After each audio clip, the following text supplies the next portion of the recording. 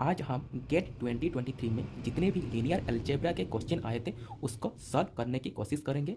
Total 11 number के question आए थे लीनियर अलजेब्रा में, जो कि सारे बहुत इजी आए थे, जिसको आप इजीली सॉल्व कर सकते हैं। तो पहला क्वेश्चन ये है, हमें एक लीनियर ट्रांसफॉर्मेशन टी दिया गया है, कहाँ से कहाँ तक, R3 से R3 तक, और क्या क्या कंडीशन दिए गए हैं।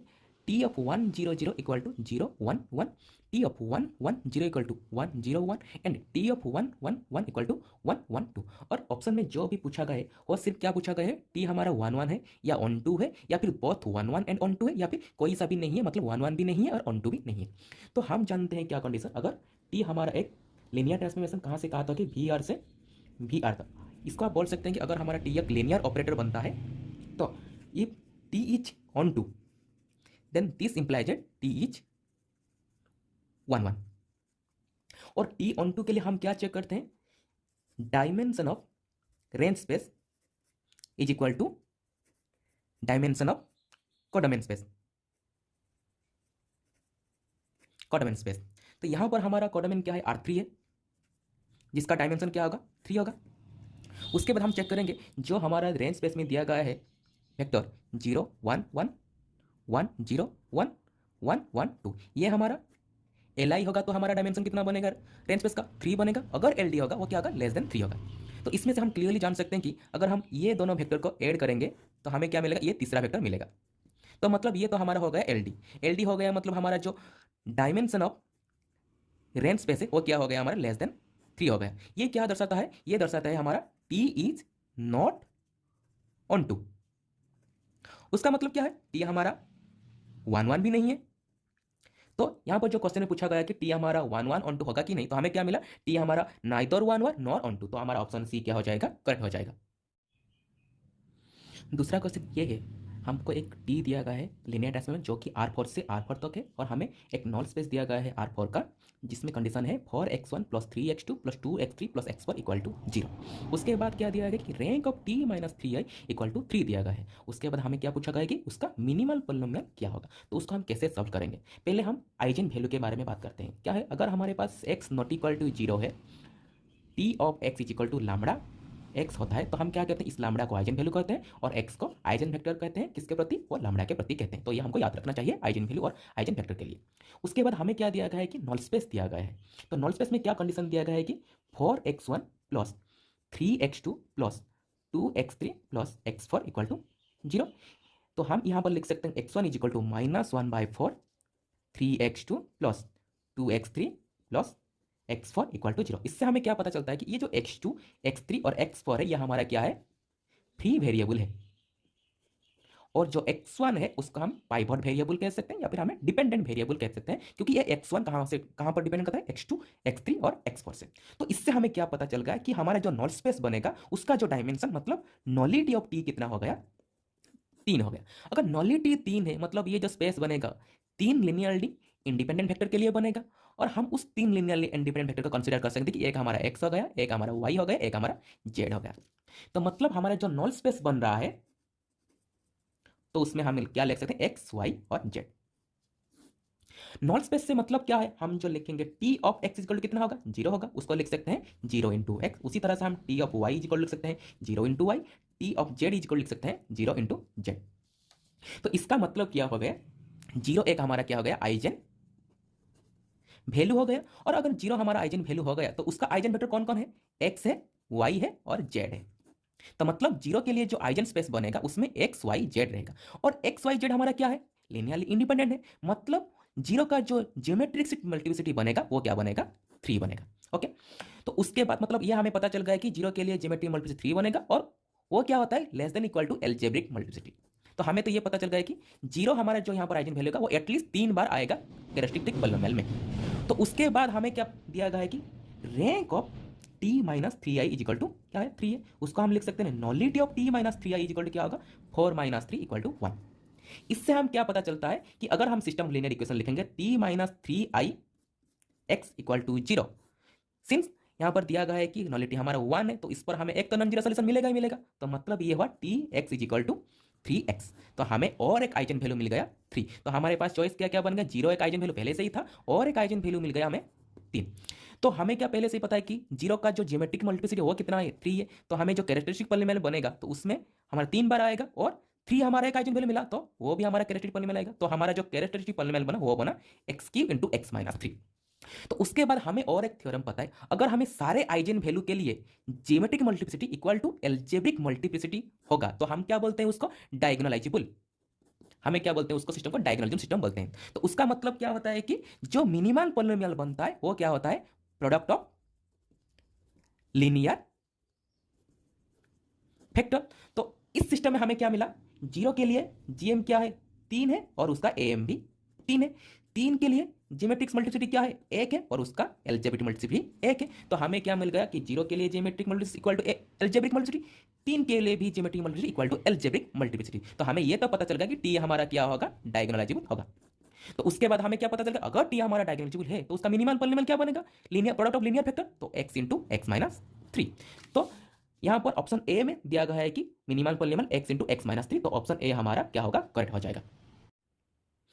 तीसरा क्वेश्चन ये है, हमें एक एम मैट्रिक्स दिया गया है 2 × 2 ऑर्डर का 4 -3 1 0। उसके बाद हमें दो स्टेटमेंट दिया गया है कि पी क्यू दोनों की दोनों किसके बारे में, डायगोनलाइजेशन के बारे में है। और उसके बाद पूछा गया है कि हमारा ये जो दो स्टेटमेंट है ट्रू होगा या फिर फॉल्स होगा। तो दोनों ही क्वेश्चन में क्या दिया गया है कि डायगोनलाइजेशन के बारे में पूछा गया है। तो हम डायगोनलाइजेशन के बारे में ये जानते हैं, अगर हमारे पास एक स्क्वायर मैट्रिक्स है और उसका डिस्टिंक्ट आइजन वैल्यू मिलता है तो हमारा ये क्या बन जाता है, डायगोनलाइजेबल बन जाता है। तो पहले हम चेक करते हैं कि जो एम हमारा डायगोनलाइजेबल है या नहीं। तो एम क्या दिया गया है, 4 -3 1 0। इसका अगर हम रो साम करेंगे तो फर्स्ट रो का साम कितना आएगा, 1 आएगा, सेकेंड रो का साम भी 1 आएगा। तो हमें एक प्रॉपर्टी भी मालूम है, अगर सारे रो का साम के हो, अगर पहला रो की साम भी के हो, दूसरा रो की साम भी के हो, तो हमारा के एक आइजन वैल्यू बनता है। तो यहां पर रो साम कितना है, 1 है, तो एम के लिए 1 हमारा एक आइजन वैल्यू बन जाएगा। उसके बाद क्या पता है, हमारा जो ट्रांस होता है ये क्या होता है, सम ऑफ आइजन वैल्यू। अगर पहला आइजन वैल्यू 1 है और दूसरे को हम x लिखते हैं और हमारा ट्रांस कितना है, 4 है, तो हमारा जो दूसरा आइजन वैल्यू बनेगा वो बनेगा 3। तो हमें क्या मिल गया, m के लिए जो आइजन वैल्यू मिलना था वो मिल गया हमें, एक तो मिल गया 1 मिल गया और दूसरा मिल गया 3। तो ये तो हमें पता चल गया कि दोनों ही दोनों डिस्टिंक्ट है, तो हमारा m क्या हो गया, डायगोनलाइजेबल। उसके बाद हमें और एक प्रॉपर्टी पता है, अगर m के लिए लैम्बडा एक आइजन वैल्यू है तो हमारा जो m⁴n होगा उसके लिए λ⁴n एक आइजन वैल्यू होगा। तो हमारा पी स्टेटमेंट में क्या दिया गया है, m⁴8 + m⁴12। तो उसके लिए हम क्या करेंगे, आइजन वैल्यू निकालेंगे। पहले m⁴8 का एक आइजन वैल्यू 1 बनेगा, एक आइजन वैल्यू बनेगा 3⁴8। उसके लिए m⁴12 के लिए पहला आइजन वैल्यू 1 बनेगा, उसके लिए आइजन वैल्यू 3⁴12। दोनों की दोनों क्या है, डिस्टिंक्ट है, तो हमारा क्या हो जाएगा, पी हमारा डायगोनलाइजेबल बन जाएगा। तो मतलब पी हमारा तो ट्रू है। उसी तरह से हम क्यू के लिए निकालेंगे, क्यू के लिए जो आइजन वैल्यू है m⁴7 + m⁴9, उसका आइजन वैल्यू कौन सा आ गया, एक तो 1 + 1 2 होगा, दूसरा क्या होगा t⁴7 + t⁴9।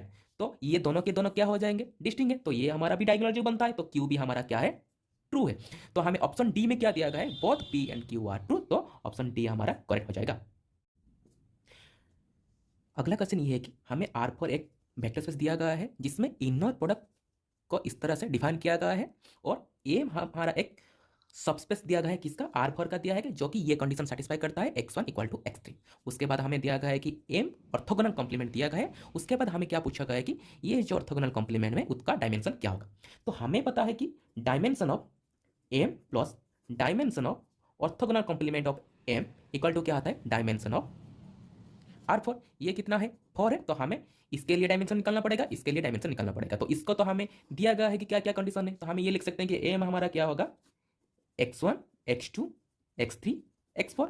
उसको हम लिख सकते हैं x1 की जगह हम क्या पता है x3 रिप्लेस करते हैं, तो x3 x2 x3 x4। उसको हम लिख सकते हैं x3 0 x3 0 0 x2 0 0 0 0 0 x4। तो हमें क्या मिल गया, 3 लिनियरली इंडिपेंडेंट वेक्टर मिल गया किसमें, m में। तो m का जो डायमेंशन बनेगा तो वो क्या होगा, 3 होगा। तो जो dimension of orthogonal complement of m वो क्या होएगा, 4 - 3 = 1। तो इसका आंसर क्या होगा, 1। इस क्वेश्चन में हमें एक मैट्रिक्स दिया गया है m और उसके बाद 6m inverse equal to m² - 6m + α दिया गया है और अल्फा क्या है, रियल नंबर है और अल्फा के वैल्यू पूछा गया है। तो उसको हम कैसे निकालते हैं, पहले ये जो m है ये हम क्लियरली बता सकते हैं, ये है कि हमारा क्या है, अपर ट्रायंगुलर मैट्रिक्स। तो अपर ट्रायंगुलर मैट्रिक्स बनेगा तो जो आइजन वैल्यू होगा वो क्या होगा, उसका डायगोनल एलिमेंट क्या क्या है, 3 2 1 है, तो m के लिए जो आइजन वैल्यू बनेगा वो 3 2 1 बनेगा। तो कैरेक्टरिस्टिक पॉलिनोमियल m क्या होगा, x minus 3 into x minus 2 into x minus 1। अगर इसका हम प्रोडक्ट करेंगे तो ये क्या होगा, X square minus 5x plus 6 equal to X minus 1। उसका हम प्रोडक्ट करेंगे तो क्या होगा, X cube minus X square minus 5x square plus 5x plus 6x minus 6 which equal to X cube minus 6x square plus 11x minus 6। हमें क्या पता है कि कैरेक्टरिस्टिक इक्वेशन इक्वल टू 0। केले हैमिल्टन थ्योरम क्या कहता है कि जो मैट्रिक्स है वो आपने कैरेक्टरिस्टिक पॉलिनोमियल को सेटिस्फाई करता है, मतलब M cube minus 6m square plus 11m minus 6i equal to 0। और उसके बाद हमें यह भी पता है कि इसमें जो तीन आइजन वैल्यू है 3 है 2 है 1 है, सारे के सारे क्या है, नॉन जीरो है। तो उसका डिटर्मिनेंट कभी तो जीरो नहीं आएगा, जीरो नहीं आएगा मतलब इसका इन्वर्स एग्जिस्ट करेगा। तो हमें क्या करना है, अभी इसको लिखेंगे M cube minus 6m square plus 11m equal to 6i। अभी हम क्या करेंगे, LHS और RHS में दोनों के साइड में m इन्वर्स मल्टीप्लाई करेंगे। तो इसमें m इन्वर्स मल्टीप्लाई करेंगे तो क्या आएगा, m square minus 6m plus 11i equal to 6m inverse, जो कि इसके साथ कंपेयर करेंगे तो हमारा जो अल्फा आएगा वो क्या आएगा, 11 आएगा। तो इसका आंसर क्या होगा, 11। ये जो क्वेश्चन है हमारा 2 मार्क का है और क्वेश्चन में क्या दिया गया है, M X equal to B हमको एक सिस्टम ऑफ लीनियर इक्वेशन दिया गया है जिसमें एम हमारा ये मैट्रिक्स है और बी हमको दिया गया है -2 5। और उसके बाद क्या दिया गया है, एम हमको दिया गया है एल यू, एल हमारा क्या है लोअर ट्रायंगुलर मैट्रिक्स है और यू हमारा क्या है अपर ट्रायंगुलर मैट्रिक्स है। उसके बाद हमको दो स्टेटमेंट दिया गया है पी और क्यू। उसके बाद पूछा गया है कि पी और क्यू हमारा ट्रू होगा या फिर फॉल्स होगा। तो पहले देखते हैं क्यू क्या दिया गया है। क्यू में दिया गया है कि for any choices of initial vector x0 the Jacobi iterates x k equal to 1 2 3 है converge to a unique solution. तो पहले हम चेक करते हैं जो सिस्टम दिया गया है उसमें किस तरह का सॉल्यूशन रहता है। हमको दिया गया है M X equal to B दिया गया है, एम हमको क्या दिया गया है 2 -1 -4 3। तो हमको क्या पता है एम हमारा एक स्क्वायर मैट्रिक्स है, अगर उसका डिटर्मिनेंट नॉन जीरो होगा तो इसमें क्या होगा, यूनिक सॉल्यूशन आएगा। तो एम का डिटर्मिनेंट क्या है 6 - 4 इक्वल टू 2 है। तो एम का जो डिटर्मिनेंट है वो नॉन जीरो है। तो हमारा क्या है, rank of M equal to 2 है।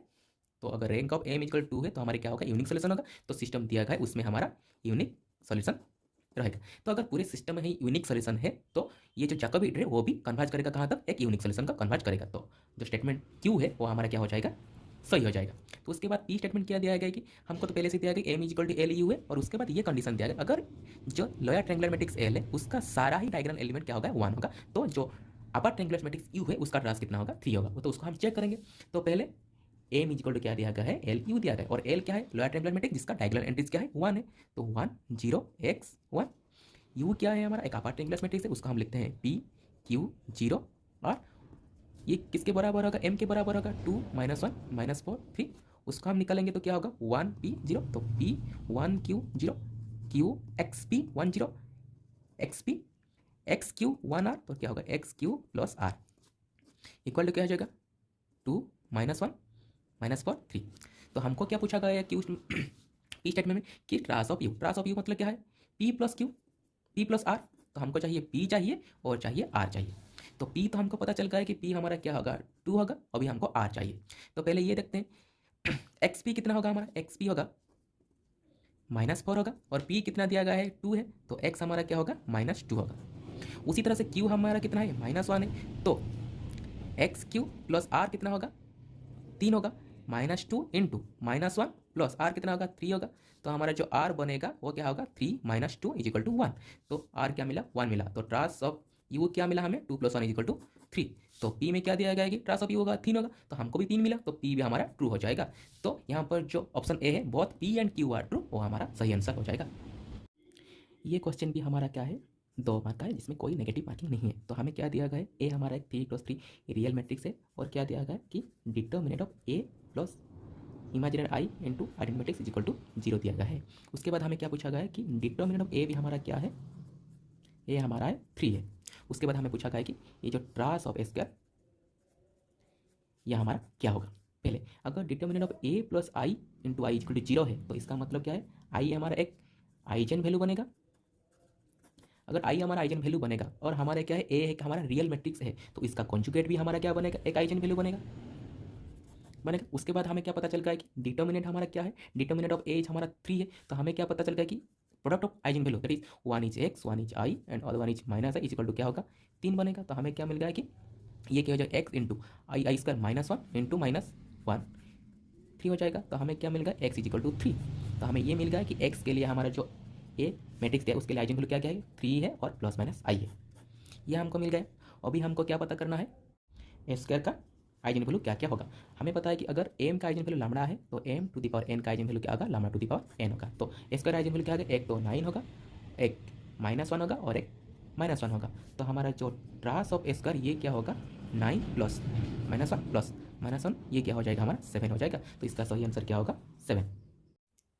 ये हमारा आखिरी क्वेश्चन है जिसमें क्या दिया गया है कि ए हमारा एक 3+3 मैट्रिक्स दिया गया है। उसके बाद हमें ये 3 कंडीशन दिए गए हैं जिसके बाद हमें पूछा गया है कि if M is the degree of minimal polynomial of A then a11 plus a21 plus a31 plus m equal to कितना होगा। तो m हमारा क्या है डिग्री ऑफ पॉलीनोमियल है, मिनिमल पॉलीनोमियल है। तो हमको पहले मिनिमल पॉलीनोमियल निकालना पड़ेगा। पहले देखते हैं उसे कैसे सॉल्व कर सकें। हमें पता है कि अगर x एक नॉन जीरो वेक्टर होगा और ax is equal to lambda x होता है तो लैम्डा को हम क्या कहते हैं आइजन वैल्यू कहते हैं और x हम आइजन वेक्टर कहते हैं। उसके बाद ये जो लैम्डा है वो जितनी बार कैरेक्टरिस्टिक पॉलीनोमियल आएगा उसको हम कहते हैं एल्जेब्रिक मल्टीप्लिसिटी, और जो लैम्डा के आइजन स्पेस बनेगा उसका जो डायमेंशन बनेगा उसको हम क्या कहते हैं ज्योमेट्रिक मल्टीप्लिसिटी। और इसमें क्या रिलेशन होता है कि geometric multiplicity is always less than equal to algebraic multiplicity. अभी ये देखते हैं। अभी हमें ये दिया था A of 1 2 1 equal to 2 into 1 2 1, A of 0 1 1 equal to 2 into 0 1 1। तो इसके अकॉर्डिंग हमें पता चल गया है कि ए का एक आइजन वैल्यू 2 होगा। उसके बाद दिया गया है ए ऑफ -1 1 0 इक्वल टू 4 इंटू -1 1 0। तो 4 भी हमारा एक आइजन वैल्यू मिलेगा। उसके बाद 2 के लिए हमें 2 आइजन वैल्यू मिले तो हमारा जो 2 आएगा 2 बार आएगा कैरेक्टरिस्टिक पॉलीनोमियल में। तो हमारा कैरेक्टरिस्टिक पॉलीनोमियल क्या बनेगा x - 2 whole square into x - 4। उसके बाद अभी देखते हैं कि इसका ज्योमेट्रिक मल्टीप्लिसिटी कितना होगा। इसका तो ज्योमेट्रिक मल्टीप्लिसिटी क्या होगा इसका am equal to 1 equal to gm होगा 4 के लिए। अभी 2 के लिए क्या है 2 के लिए am इक्वल टू 2 है उसका gm निकालेंगे। gm क्या होता है डायमेंशन ऑफ आइजन स्पेस। उसका आइजन स्पेस में क्या क्या वेक्टर आ रहा है एक तो आ रहा है 1 2 1, एक आ रहा है 0 1 1। ये दोनों के दोनों क्या है li है। तो उसका जो आइजन स्पेस का डायमेंशन कितना बनेगा 2 बनेगा। तो उसका जीएम भी कितना होगा 2 होगा। तो हमें क्या पता चल गया है कि 4 के लिए भी algebraic multiplicity equal to geometric multiplicity equal to 1, 2 के लिए भी algebraic multiplicity equal to geometric multiplicity equal to 2। तो हमें ये भी पता है अगर सारे आइजन वैल्यू के लिए algebraic multiplicity equal to geometric multiplicity होता है तो हमारा जो मैट्रिक्स होता है वो डायगोनल एलिजिबल होता है। तो हमारा ये पता है ए हमारा क्या है डायगोनल एलिजिबल मैट्रिक्स। उसके बाद हमें क्या पता है अगर कोई मैट्रिक्स हमारा डायगोनल एलिजिबल है तो उसका मिनिमल पॉलीनोमियल कैसा होगा।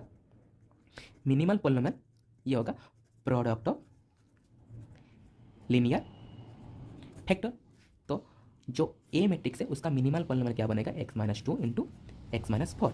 तो जो उसका डिग्री m है उसका कितना होगा वो होगा 2। अभी हमें पता है कि ए हमारा क्या है डायगोनल मैट्रिक्स है। तो डायगोनल मैट्रिक्स क्या होगा 2 0 0। डायगोनल मैट्रिक्स क्या होगा आइजन वैल्यू होगा 0 2 0 0 0 2, या फिर कोई और उसे इस तरह से लिख सकते हैं 4 0 0 0 2 0 0 0 2, और कोई ये लिख सकते हैं 2 0 0 0 4 0 0 0 2। अभी हमें क्या पूछा गया है कि a11 प्लस a21 a31, तो ये तो 0 होगा। तो a1 क्या होगा इसके लिए 2 होगा, इसके लिए 4 होगा, इसके लिए 2 होगा। तो या तो 2 रख सकता है a1 या फिर 4 रख सकता है। तो उसके बाद डिग्री ऑफ मिनिमल पर कितना 2 है तो ये होगा 4, इसका लिए होगा 6। तो हमारा क्या है या तो इसका आंसर 4 रखता है या फिर 6 होता है। तो इस क्वेश्चन के लिए आप अगर 4 लिख कर आएंगे तो भी सही होगा, या फिर आप अगर 6 लिख कर आएंगे ये भी सही होगा। अगर वीडियो पसंद आए तो लाइक करें, सब्सक्राइब करें। थैंक यू, जय हिंद।